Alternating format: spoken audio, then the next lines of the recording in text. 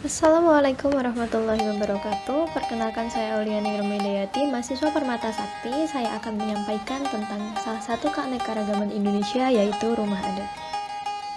Indonesia terdiri dari ribuan pulau dan ribuan suku yang akhirnya melahirkan beraneka ragam kebudayaan. Salah satu yang dapat kita amati adalah rumah adat yang di setiap daerah memiliki ciri khasnya masing-masing.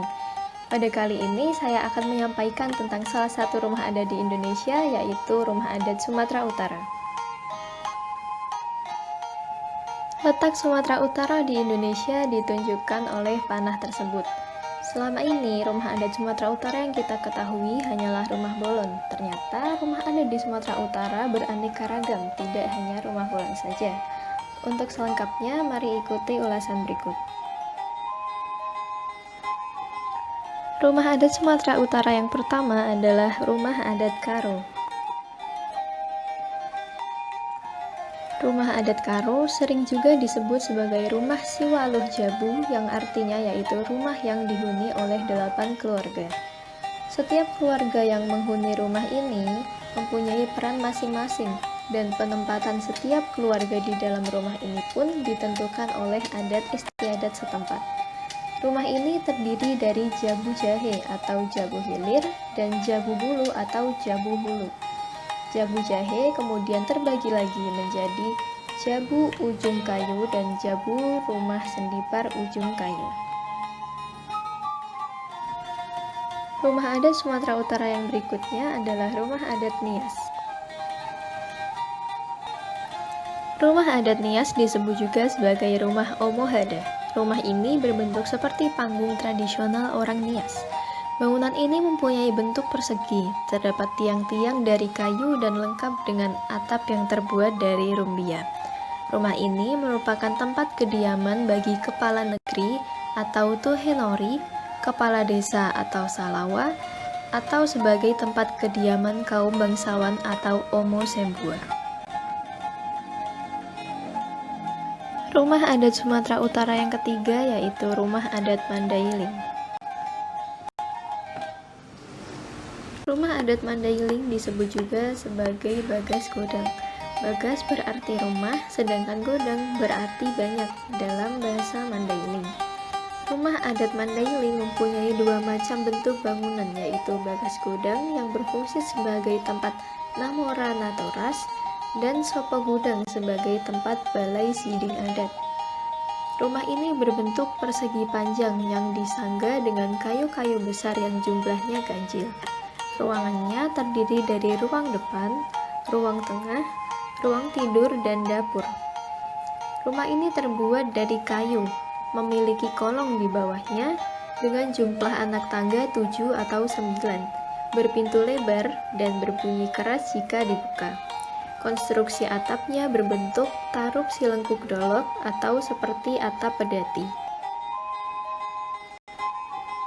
Rumah adat Sumatera Utara yang berikutnya adalah Rumah Adat Pakpak.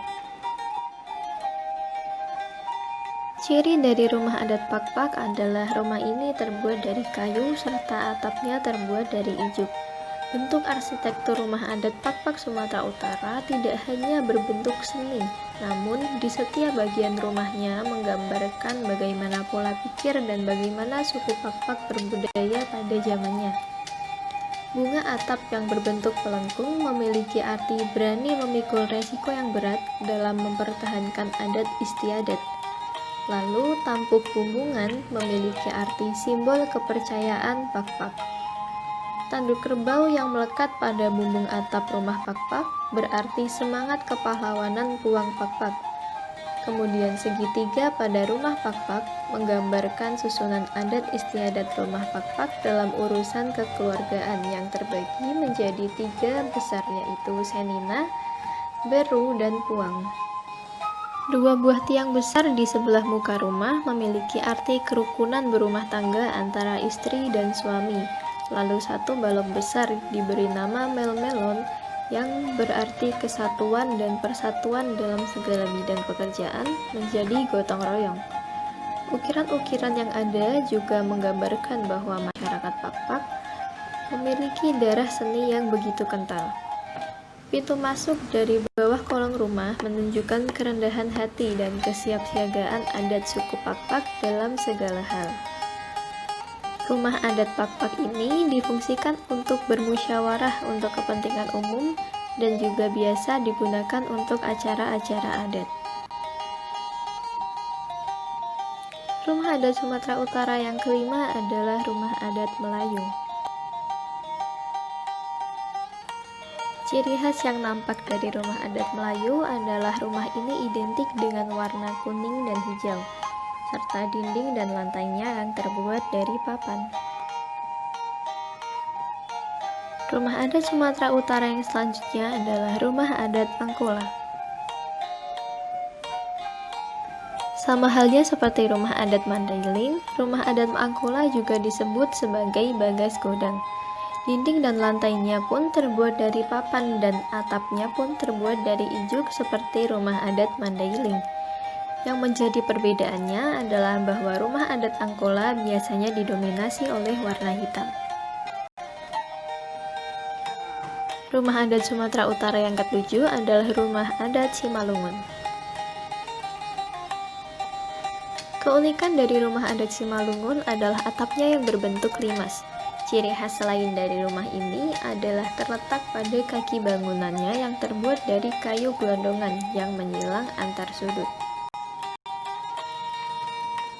Rumah adat Sumatera Utara yang selanjutnya adalah rumah adat Balai Batak Toba. Rumah adat Balai Batak Toba terdiri dari dua bagian, yaitu Jabu Parsakitan dan Jabu Bolon. Jabu Parsakitan merupakan tempat penyimpanan barang, sedangkan Jabu Bolon merupakan tempat keluarga besar. Rumah ini tidak memiliki sekat, sehingga keluarga yang tinggal di dalamnya tidur bersama dan tinggal bersama.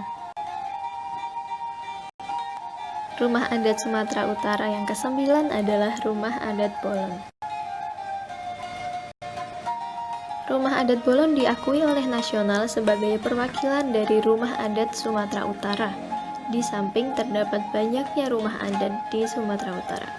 Rumah ini berbentuk menyerupai panggung persegi panjang.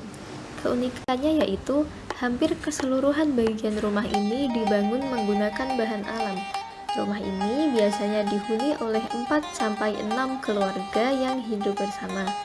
Rumah ini dibuat seperti panggung, sehingga kolongnya dapat digunakan sebagai kandang hewan ternak.